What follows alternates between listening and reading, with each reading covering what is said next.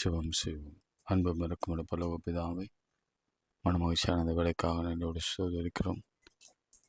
நாங்கள் நிற்பதும் நிர்மூலமாக இருப்பதும் கர்த்தருடைய சுத்த கிருபையே. உடைய இரக்கங்களுக்கு முடிவில்லை.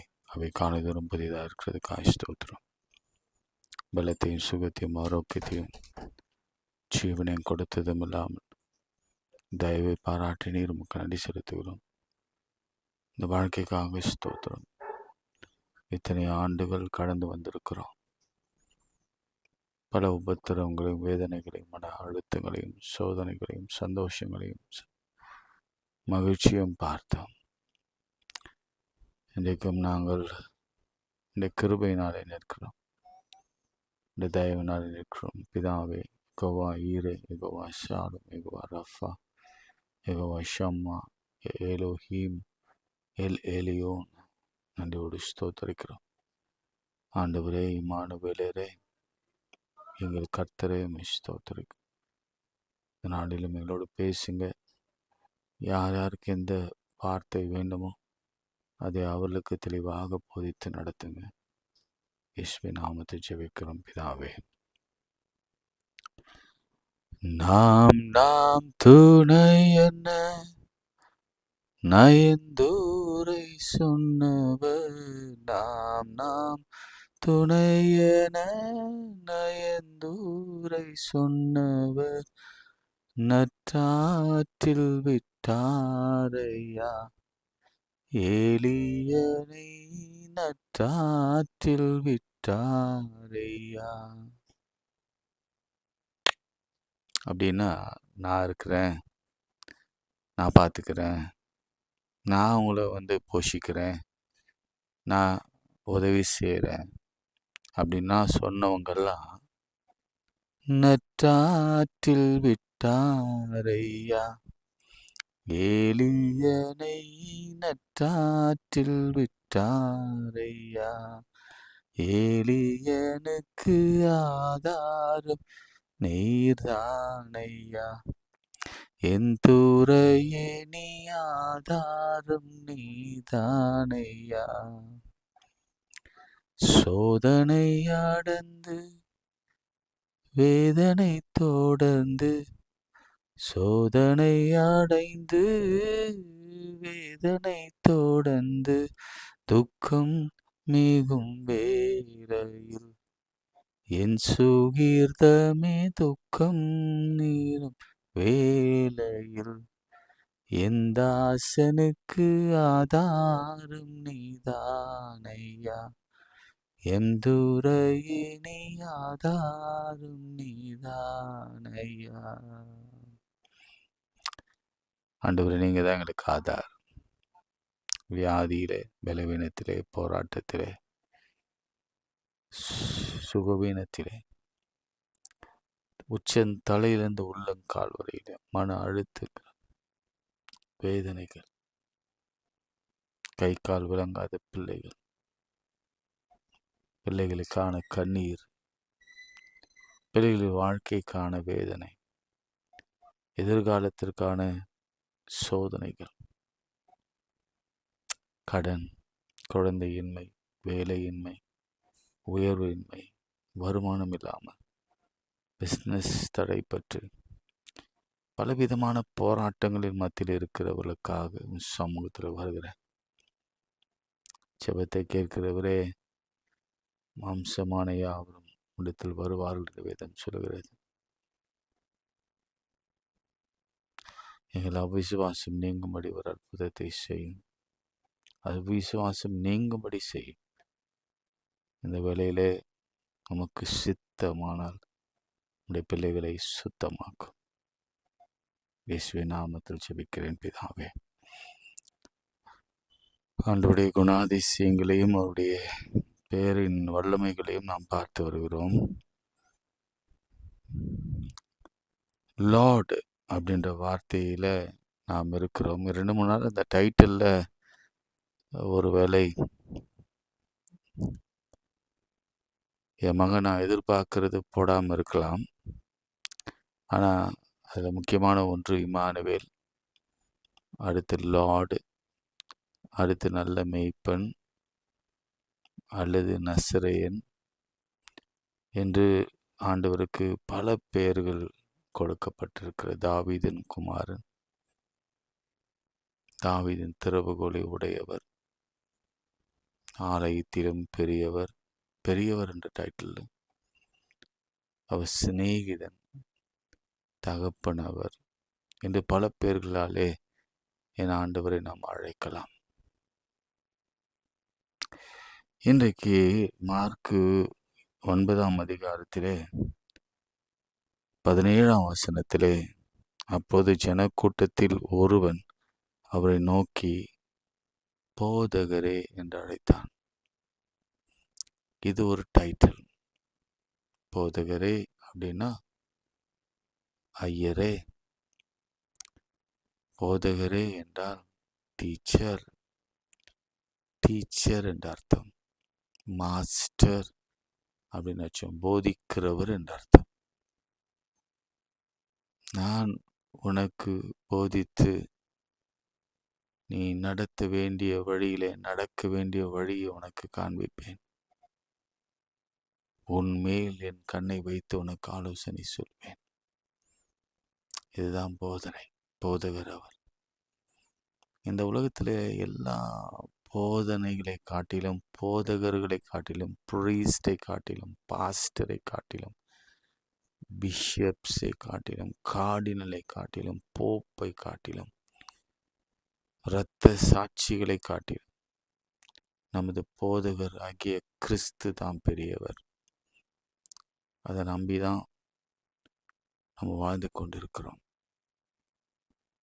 ஊமையான ஒரு ஆவி பிடித்த என் மகனை உம்மிடத்தில் கொண்டு வந்தேன்.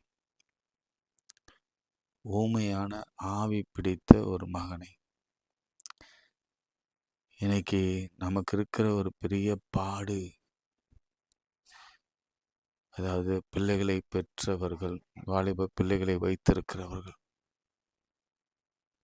குழந்தைகளை வைத்திருக்கிறவர்கள், பொதுவாகவே இந்த பிசாசு தகப்பன் ஒரு விசுவாசத்தில், நல்ல விசுவாசத்தில், வேத வாசிப்பில், ஊழியக்காரனாக, ஊழியக்காரியாக, தாயார், ஜப வீரராக, ஆவிலே நிரம்புகிறவராக, அநேக ஆத்துமாக்களை ஆதாயம் செய்கிறவர்களாக, பரலோகத்தில் அவளை கொண்டு போய் சேர்க்கிறவர்களாக இருக்கிறவருடைய பிள்ளைகள் வாழ்க்கையை நீங்கள் கொஞ்சம் சற்று பாருங்க. அவங்க பிள்ளைகள் எல்லாம் சாத்தானாலே புடமிடப்படுகிறார்கள். இது அவங்களுடைய குறையல்ல. இது நம்ம சொல்லலாம், இது இது இந்த செஞ்சுரி அப்படிப்பட்ட ஒரு செஞ்சுரி தான், அதனால நம்மளால ஒன்றும் செய்ய முடியாது, கலிகாலம் அப்படிலாம் சொல்லலாம். ஆனாலும் எனக்கு வந்த வெளிப்பாடு என்னன்னா, ஆண்டவர் நேசிக்கிற குடும்பம், ஆண்டவரை பிரஸ்தாபப்படுத்துகிற குடும்பம், ஆண்டவரே சொந்த தெய்வமாக கொண்ட ஜனம் பாக்கியமுள்ளது என்று சொன்னாலும் அவன் யாரை தொடுறான்னா பிள்ளைகளை தொடுறான். பிள்ளைகளுடைய ஹெல்த்து, பிள்ளைகளுடைய படிப்பு, பிள்ளைகளுடைய எதிர்காலம், பிள்ளைகளுடைய திருமண காரியம், பிள்ளைகளுடைய குழந்தை பேரு, வேலை, இவை எல்லாவற்றையும் அவன் தொட்டு அதில் பெற்றோர்களுக்கு ஒரு பெரிய அடி. அந்த அடி எப்படின்னா விசுவாசத்தையே அழிக்கிற அடி. அது இங்கே ஊமையான ஒரு ஆவி. அப்போ அந்த பிள்ளை ஊமையாகவே பேச முடியாம, சில பேர் பார்ப்போம் நம்ம வீட்டில். நானும் இந்த பிசாசு விரட்டுகிறவர்கள் பட்டியலில் நானும் கொஞ்சம் இருக்கிறேன்னு வச்சுக்கோங்களேன். ஒரு நேரம் ட்ரினிட்டி சர்ச்சில் இரவு ஒரு 8:30 மணி போல், ஏற்கனவே நான் சொன்னது தான், ஒரு சின்ன பெண், ஒரு 4 அடியே தான் இருக்கும், அழைத்து கொண்டு வந்தாங்க. ஒரு மலையாளி ஃபேமிலி அழைத்து கொண்டு வந்தாங்க. கொண்டு வந்து பாஸ்டரை பார்க்கணும், ஐயரை பார்க்கணும், கூப்பிடுங்க. அப்போ நானும் என் பிள்ளைகள், மனைவி, என்னுடைய செக்ஸ்டன், அவருடைய மனைவி, பிள்ளைகள் எல்லாம் வந்தோம். வந்து பார்த்த பொழுது அவங்க சொன்னாங்க, ரொம்ப பதற்றத்தோட அழுகையோடு சொன்னாங்க, இந்த பெண்ணுக்கு திடீர்னு உடம்பு சரியில்லாமல் போயிடுச்சு. நான் சொன்னேன், மறு வார்த்தை என்னன்னா, ஐயோ உடம்பு சரியில்லை, நீங்கள் இமீடியட்டாக டாக்டர்கிட்ட கொண்டு போங்க, அதுதானே அப்படின்னு நான் சொன்னேன். ஆனால் அவங்க சொன்னாங்க, இல்லை இல்லை நீங்கள் ப்ரேயர் பண்ணுங்க, கர்த்தர் சரியாக்குவார், நல்லாக்குவார், சுகமாக்குவார். எனக்கு அது புரியல. அப்போ நான் நினச்சேன் ஏதோ ஒரு பலவீனம் அப்படின்னு யோசித்தேன். அப்புறம் அந்த பெண்ணோட பேசின பொழுது, அம்மா உன் பேர் என்ன? வாயிலிருந்து வார்த்தையே வரல, ரொம்ப விஸ்பராக இருந்தது. நான் எனக்கு காதும் கேட்கல. சத்தமாக சொல்லுமா, பேசவே இல்லை. அதன் பிறகு பக்கத்தில் இருக்கவங்க அந்த பெண்ணிடத்தில் பேசும்பொழுது அவங்க ஏதோ ஒரு பெயரை சொன்னாங்க. நீங்கள் என்னம்மா ஸ்கூலில், எந்த ஸ்கூல்லம்மா படிக்கிற அப்படின்னு கேட்டேன். நான் வேலை செய்கிறேன் அப்படின்னு சொன்னாங்க. அதனால தான் அந்த ஷார்ட்டாக இருக்கிறாங்கன்னு நான் சொல்ல வந்தேன். நான் வேலை செய்கிறேன். என்ன நடந்ததுன்னு கேட்டேன். அப்போ தான் அந்த பெற்றோர் தன்னோட உண்மையை சொன்னாங்க. என்ன சொன்னாங்கன்னா, திடீரென்று அறையிலிருந்து அவ கதவை அறையில் இருந்தபோது நாங்கள் கதவை திறந்து பார்த்தபோது அவள் விட்டத்தை பார்த்து கொண்டிருந்தாள். அவளுக்கு பேச்சே வரலை. நாங்கள் என்ன கேட்டாலும் அவளுக்கு பதில் சொல்ல முடியல என்று சொன்னாங்க. நினச்சேன் ஏதோ ஒரு நியூராலஜி ப்ராப்ளம் இருக்குமோ, திடீரென்று பிரெயின் ஹேமரேஜ் இருக்குமோ என்றெல்லாம் ரொம்ப சயின்டிஃபிக்காக திங்க் பண்ணேன்.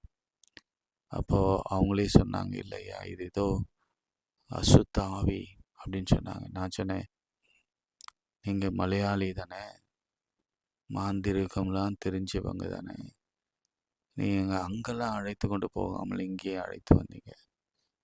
அப்போ அவங்க சொன்னாங்க, இது ஆண்டவராலே மாத்திரம்தான் முடியும், நாங்கள் கேள்விப்பட்டு தான் வந்தோம் அப்படின்னு சொன்னாங்க. சரி, நான் ஜெபம் பண்ண ஆரம்பித்தோம். அது பேசவே இல்லை. ரொம்ப மன்றாடினோம். உங்களுக்கு தெரியும், இந்த மாதிரி பிசாசுகள்லாம் ஜெபத்தினாலும் ஆவினாலும் மாத்திரமே போகும். பரிசுத்த ஆவினாலே மாத்திரம் போகும். ஆவியில் நிரம்பி அந்நிய பாஷை பேசி ஜெபித்தோம். பேசிக்கொண்டே இருந்தோம், ஜெபித்து கொண்டே இருந்தோம். இயேசு கிறிஸ்துவின் ரத்தம் சொல்லிக்கொண்டே இருந்தோம், பாடல் பாடிக்கொண்டே இருந்தோம். அதன் பிறகு அந்த பெண்ணை பேர் சொல்லு அப்படின்னு சொன்னோன்னே அது இன்னும் கொஞ்சம் குறைவா, இப்போ இயேசுவின் ரத்தம் ஜெயம் சொல்லு அப்படின்னு சொல்லவே இல்லை.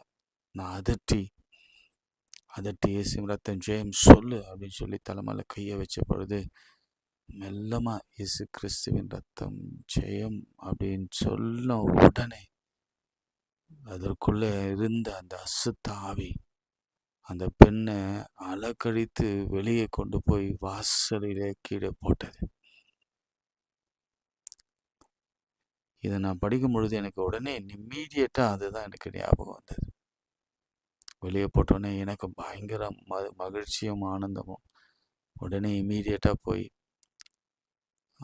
திரும்பவும் ஜெபம் பண்ணி தண்ணீர் நல்லா ஜெபம் பண்ணி கொடுத்து தண்ணீரை கொடுக்க வச்சு திரும்ப சொல்ல வச்சேன், இயேசுவின் ரத்தம் ஜெயம் சொல்லு. அப்போ கொஞ்சம் சத்தம் வந்தது. அப்புறம் சொன்னேன், சுகமாயிட்டாங்க, போயிட்டு வாங்க. எப்போ ஒரு மனுஷன் இயேசுவின் ரத்தம் ஜெயம் சொல்கிறானோ, வாய் வருதோ, அப்பொழுது அவனுக்குள்ளே அசுத்த ஆவி இல்லை என்பதை நீங்கள் புரிந்து கொள்ளுங்கள். அதுக்கப்புறம் நடந்தது என்னென்னா, அடுத்த சாட்டர்டேவே என்னிடத்துல அழகாக அந்த டெஸ்ட் பண்ணிவிட்டு அந்த பொண்ணு வந்தாங்க. வந்துட்டு சொன்னாங்க, ஐயா நாங்கள் நல்ல டெலிவரன்ஸ் ஆனோம், நைட்டு நல்லா தூங்கணும்.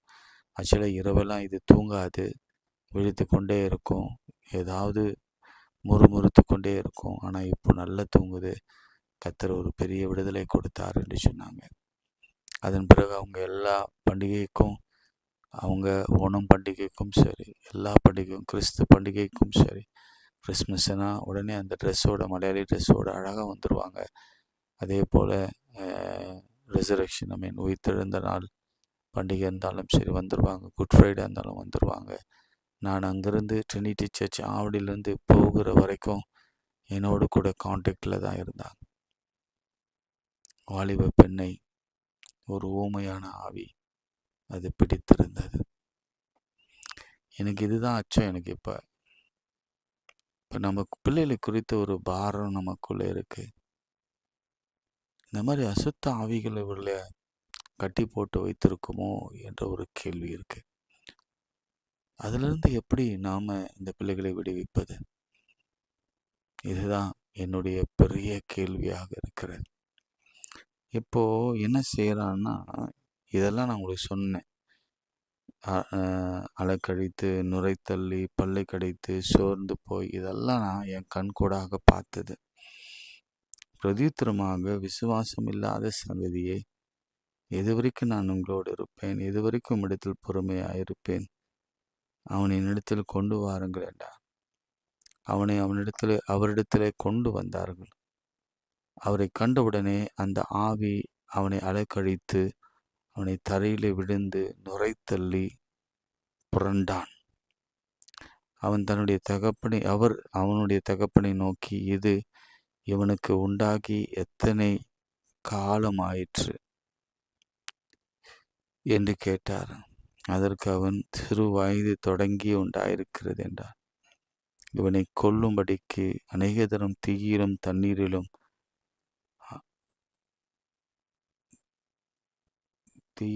தண்ணீரிலும் தள்ளிற்று. நீர் ஏதாகிலும் செய்யக்கூடுமானால். இது ஜபந்தான் நாம் ஏறெடுத்து கொண்டிருக்கிறோம். உமக்கு சித்தமானால் நீங்க ஏதாவது செய்யக்கூடுமானால் செய்யுங்க. நானும் அதான் பண்ணிட்டு இருக்கிறேன். இது செய்யக்கூடாது, எது செய்யக்கூடாது, எது செய்ய வேண்டும் அப்படி சொல்லக்கூடாது. எதாகிலும் செய்ய வேண்டுமானால் எண்கள் மேல், எங்கள்னா அவன் பிள்ளைகள் மேலே அல்லது மனைவி. ஒரு வீட்டில் ஒரு குழந்தை பிசாசினால, பாவத்தில், சாபத்தில், தவறான ரிலேஷன்ஷிப்பில், பழக்க வழக்கங்களை இருக்கும் பொழுது அந்த குடும்பமே பாதிக்கப்படும். சீரியஸ்லி அந்த அப்பா அம்மா பிள்ளைகள் எல்லாரும், தாய் தகப்பன், தாத்தா பாட்டி சித்தி எல்லாம். ஏன்னா ஒரு பிள்ளை கெட்டு போவது நமக்கு அவ்வளோ வேதனையாக இருக்கும் பொழுது ஆண்டவருக்கு எவ்வளோ வேதனையாக இருக்கும். மனதிறங்கி எங்களுக்கு உதவி செய்யும் என்று வேண்டாம். இயேசு அவரை நோக்கி, நீ விசுவாசித்தார். அவன் எங்களுக்குன்னு சொன்னா, எங்களுக்குன்னா அந்த இடத்துல கான்டெக்ஸ்ட் என்னன்னா, அவனும் அவனுடைய பிள்ளை, அவனும் அவனுக்கு பிள்ளை. அப்போ ஆண்டவர் திருத்தி ஒரு ஜபத்தை ஏறெடுக்கும்படி செய்கிறார். ஒரு ரியலைசேஷனை பண்ண வைக்கிறார். நீ விசுவாசிக்க கூடுமானால், நீ விசுவாசிக்க கூடுமானால் ஆகும். விசுவாசிக்கிறவர்களுக்கு எல்லாம் கூடும் என்றார். உடனே பிள்ளையின் தகப்பன், விசுவாசிக்கிறேன் ஆண்டவரே, லார்ட், என் அவிசுவாசம் நீங்கும்படி உதவி செய்யும் என்று கண்ணீரோடு சத்தமிட்டு சொன்னான். அசுத்த ஆவியை நோக்கி, ஊமையும் செவிடுமான ஆவியே, இவனை விட்டு புறப்பட்டு போ, இனி இவனுக்குள் போகாதே என்று நான் உனக்கு கட்டளையிடுகிறேன் என்று அதை அதட்டினார். அப்பொழுது அது சத்தமிட்டு அவனை மிகவும் அலக்கழித்து புறப்பட்டு போயிற்று. அவன் செத்து போனான் என்று அநேகர் சொல்லத்தக்கதாக செத்தவனைப் போல கிடந்தான். செத்து போயிட்டான் அப்படின்னு சொன்னாங்களாம் எல்லாரும், பார்த்தவங்களாம். இதனடா வம்பா போச்சே. அவன் யோசித்திருப்பான், தகப்ப என்னடா வம்பா போச்சே, சுகமாக்குவாருன்னு நான் கொண்டு வந்தேன், இவ செத்தே போயிட்டானா அப்படின்னு தோன்றிருக்கும் அவனுக்கு. ஆனால் அடுத்த வசனம் படிங்க. இயேசு அவன் கையை பிடித்து அவனை தூக்கினார். உடனே அவன் எழுந்திருந்தான். இன்னைக்கு செத்து போகிற நிலையில நம்முடைய பிள்ளைகள் வாழ்க்கை இருந்தாலும், செத்து போகிற நிலையில நம்முடைய விசுவாசம் இருந்தாலும், ஆண்டவர் கையை வைக்கணும். ஆண்டவர் கையை வைக்காம ஒரு காரியம் நம் வாழ்க்கையில நடக்கவே நடக்காது. நான் மிகுந்த வேதனையோடு தான் நான் பேசிக்கொண்டிருக்கிறேன். மிகுந்த கஷ்டத்தோடு பேசிக்கொண்டிருக்கிறேன். மிகுந்த பாரத்தோடு நான் பேசிக்கொண்டிருக்கிறேன். காரணம் இது ஒரு அப்பா, ஒரு அம்மா, அவங்களுடைய குமுறல் இது. எத்தனை அப்பாக்கள், எத்தனை அம்மாக்கள் தன் பிள்ளைகளுக்காக குமுறி கொண்டிருக்கிறார்கள், வேதனையில் இருக்கிறார்கள், சஞ்சலத்தில் இருக்கிறார்கள் என்பதை நான் நன்கு அறிவேன். அந்த பாதையிலே போகிறபடினாலே அறிவேன். எத்தனையோ துன்பங்கள் பிள்ளைகளுக்கு பிசாசினாலே கொண்டு வருகிற, பிசாசினாலே அலக்கழிக்கப்படுகிற, பிசாசினாலே நுரைத்தள்ளி விழ பண்ணுகிற, பிசாசினாலே அநேக தரம் தீயிலும் தண்ணீரிலும் தள்ளி தற்கொலையின் ஆவியை கொண்டு வருகிறேன். சிலர் சொல்லுவாங்க, நான் போய் செத்துடுறேன், நான் இன்னைக்கு வரமாட்டேன், அவ்வளோதான், என் வாழ்க்கையை நான் முடிச்சுக்கிறேன் என்று பிள்ளைகள் பெற்றோரை எத்தனையோ முறை சொல்லியிருக்கிறாங்க. இது மிரட்டுறதுக்காக அவங்க சொல்கிறாங்களோ இல்லையான்னு தெரியாது, ஆனால் அவங்களுடைய கோபத்தின் வெளிப்பாடாக இருக்கும்.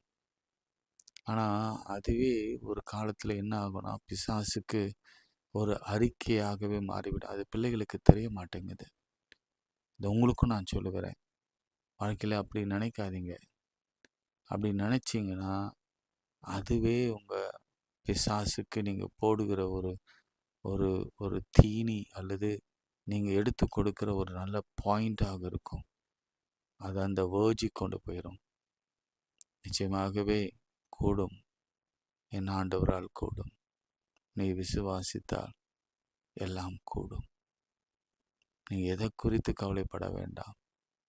நாம் எதை குறித்தும் கவலைப்பட வேண்டாம். நீ சொல்கிறது ரொம்ப எளிமையாக இருக்குது. ஆனாலும் ஆவியானவர் தான் அந்த உலகம் கொடுக்கக்கூடாத தெய்வீக சமாதானத்தை உங்களுக்கும் எனக்கும் கொடுத்து என் இயேசுவால் எல்லாம் கூடும் என்பதை நிரூபித்து காண்பித்து நம் கண்களிலே அதை பார்த்து, யோபு சொன்னான்ல, பயங்கர உபத்திரவத்தில் என் கண்கள் எப்பொழுது பார்க்கிறது, அதை நான் பார்க்கும்படி செய்யட்டும். ஜெபம்.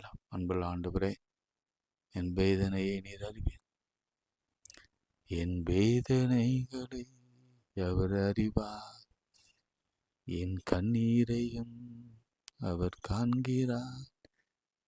ஏற்ற வேளையில் உதவி செய்கிறார், ஏற்ற வேளையில் உதவி செய்கிறார், உதவி செய்கிறார். அவர் நல்லவர், சர்வ வல்லவர், அன்பு நிறைந்தவர். அவர் நல்லவர், சர்வ வல்லவர், அன்பு நிறைந்தவர். எனக்கு ஒரு நேசருண்டு,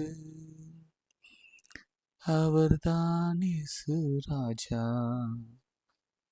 எனக்கு ஒரு புகலிடம் உண்டு, அவர்தான் இயேசு ராஜா.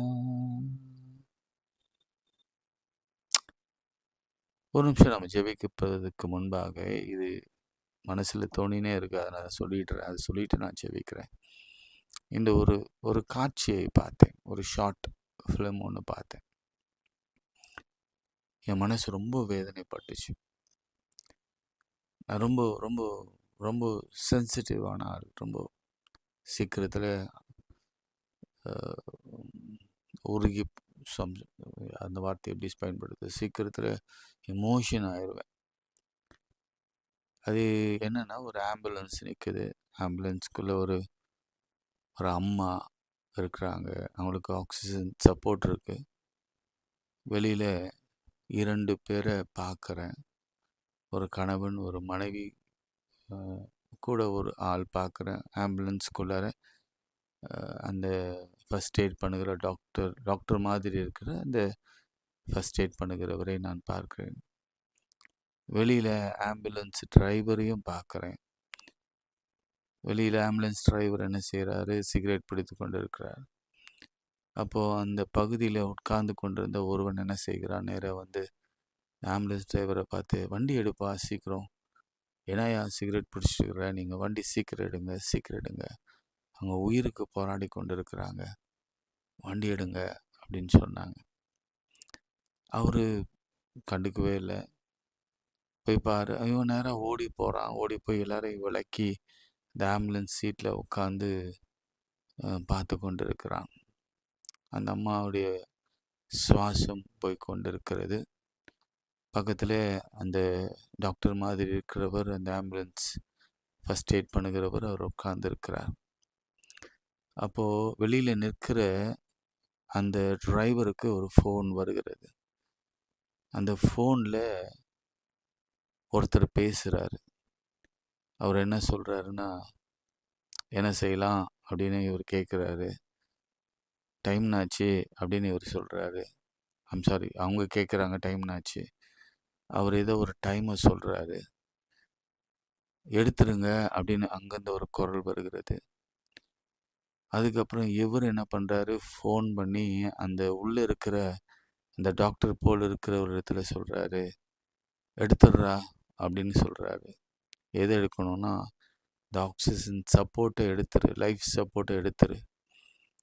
இப்போ பக்கத்தில் உட்காந்துருந்தவன் கேட்குறான், சார் என்ன சார், ஏன் அண்ணே அந்த லைஃப் சப்போர்ட் எடுக்கிறீங்க, மூச்சு போயிட்டுருக்கண்ணே, ஹாஸ்பிட்டலுக்கு கொண்டு போங்கண்ணே, ஒரு பெரிய ஹாஸ்பிட்டலுக்கு கொண்டு போனால் பிழைக்க வச்சிடலாண்ணே, தயவுசெய்து ஏண்ணே அதை நீங்கள் எடுக்கிறீங்க அப்படின்னு கேட்டால், உடனே அதை ஆஃப் பண்ணுறாரு அந்த நபர். அந்த ஆஃப் பண்ணி முடித்தவொடனே அந்த மாஸ்க்கை எடுக்கிறாங்க முகத்தில் இருந்து. அந்த அம்மா லாஸ்ட்டு பிரெத்தை விடுறாங்க. அந்த லாஸ்ட் பிரெத்தை விட்டு இறந்து போகிறாங்க. அவன் கண்ணீர் வடிக்கிறான். யாரோ ஒரு ஸ்ட்ரேஞ்சர் அழுகுறான், ஒரு தாயார் இறந்துட்டாங்களே அப்படின்னு அழுகுறான். அப்படியே வெளியில் இருக்கிறவரை 2 பேரை காட்டுறாங்க. ஒரு அம்மா கடவுளை நோக்கி தேங்க்யூ, நன்றி கடவுளே அப்படின்றாங்க. ஒருத்தர் இன்னொருத்தர் டைம் பார்த்து, ஓ நல்ல நேரம், நன்றி ஆண்டவரே, நன்றி கடவுளே அப்படின்னு அவரும் சொல்கிறார். அப்போ வெளியில் வந்து இவன் டிரைவர்கிட்ட பேசும்பொழுது, என்னங்க மனசாட்சி இல்லாமல் இப்படி பண்ணுறீங்களாங்க, ஒரு ஆக்சிஜன் சப்போர்ட் ஓடிக்கொண்டிருக்கிறது, அதை போய் எடுத்துட்டீங்களே, நீங்கள் இமீடியட்டாக டாக்டர்கிட்ட கொண்டு போயிருந்தா நல்லா இருந்திருக்குமே.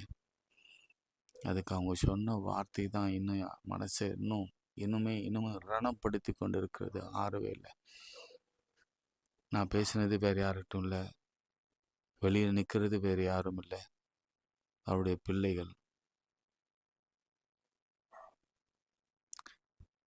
மருத்துவம் பார்க்க முடியாதோ அல்லது மருத்துவம் பார்க்க விரும்பலையோ, வெளியில் கொண்டு வந்து நாயை விட கேவலமாக கொண்டு வந்து ரோட்டில் வச்சு வீட்டில் இறந்தா கூட அது சகுனம் சரியில்லாமல் போயிடும்ன்றதுனால ரோட்டில் ஆம்புலன்ஸை கொண்டு வந்து நிறுத்தி 1/2 மணி நேரமாக நிறுத்தி அந்த நேரம் வர வரைக்கும் காத்திருந்து சாகடிச்சாங்கடா, சாகடிச்சாங்க, தாயாரை சாகடிச்சாங்க. இன்னைக்கு நம்ம பிள்ளைகளுக்கு கொடுத்து அழுகுறோம்ல, ஒரு நாள் ஞாபகம் வச்சுக்கோங்க, இதே பிள்ளைகள் தான் நமக்கு வைத்தியம் பார்க்க முடியாது, அல்லது நமக்கு என்னதான் நடந்தாலும் பரவாயில்ல, எங்கள் அப்பா பேர் கெட்டு போனாலும் பரவாயில்ல, எங்கள் அம்மா பேர் கெட்டு போனாலும் பரவாயில்ல, எங்கள் குடும்பமே நாசமாக போனாலும் பரவாயில்ல, எனக்கு ஒரு வாழ்க்கை வேணும் அப்படின்னு சொல்லி போகிற ஒரு பிள்ளைகளை நாம் பார்க்கிறோம். இந்த தகப்பன் தான் பிள்ளைக்காக கத்தரிடத்துல கண்ணீரோடு பாதத்தில் விழுந்து அழுதான். பாசம், அப்பாவுடைய பாசம். ஆனால் பிள்ளையின் பாசம் எப்படி இருக்குது பாருங்களேன். எந்த நேரத்தில் சாகணும், அப்படி செத்தாங்கன்னா அவங்க பரலோகத்துக்கு போவாங்களாம். இதுதாங்க வாழ்க்கை. இப்படிப்பட்ட ஒரு சூழ்நிலையில் நம்ம வாழ்ந்து கொண்டு இருக்கிறோம். நான் சொல்லுவேன், பெரியவங்களுக்கு, அப்பா அம்மாங்களே, நீங்கள் பிள்ளைகளை குறித்து அழுகுறீங்களே, பிள்ளைகளை குறித்து வேதனைப்படுறீங்க, பிள்ளைகளுக்காக ஜெபிக்கிறீங்க, நல்லது தான், ஜெபிக்கணும், அதுதான் நம்முடைய கடமை. ஆனாலும் தயவு செய்து உங்களுக்காக நீங்கள் ஜெபம் பண்ணிக்கொள்ளுங்க. உங்களையும் இதே மாதிரி அனாதை பணமாக ரோட்டில் நிற்க வச்சு லைஃப் சப்போர்ட்டை எடுக்க வச்சு சாவடிக்க உங்கள் பிள்ளைகள் துணிவாங்க. ஏன்னா கடைசி காலத்தில் அன்பு தணிந்து போகும் என்று வேதம் சொல்கிறது. ஜெபம் பண்ணலாம். அன்புள்ள ஆண்டவரே, இந்த நிகழ்ச்சியை கேட்ட பிறகும் கூட நாங்கள் எங்களுக்காகவும், எங்கள் பிள்ளைகளுக்காகவும், எங்களுடைய பேர பிள்ளைகளுக்காகவும், எங்களுடைய ஹெல்த்துக்காகவும், எங்களுடைய கடனுக்காகவும், எங்களுடைய பிள்ளை பாக்கியத்திற்காகவும், திருமணத்திற்காகவும், வேலைக்காகவும், உயர்வுக்காகவும், எங்கள் தேவைகளுக்காகவும் சமூகத்தில் வருகிறோம். விசுவாசத்தை பெருக பண்ணுங்க. விசுவாசத்தை பெருக பண்ணுங்க. எங்களா விசுவாசம் நீங்க உதவி செய்யுங்க. உடைய வார்த்தை சொல்கிறது, விசுவாசிக்கிறவனுக்கு எல்லாம் கூடும். இயேசுவின் நாமத்தில் ஜெபிக்கிறோம் பிதாவே, ஆமென். நமது ஆண்டவராகிய இயேசு கிறிஸ்துவின் கிருபை, பிதாவாகிய தேவனுடைய அன்பு, பரிசுத்தாவின் ஐக்கியம் நம் அனைவரோடு மீண்டும் மீண்டும் சதாக்கள் அழைத்திருப்பதாக. ஆமென். God bless you.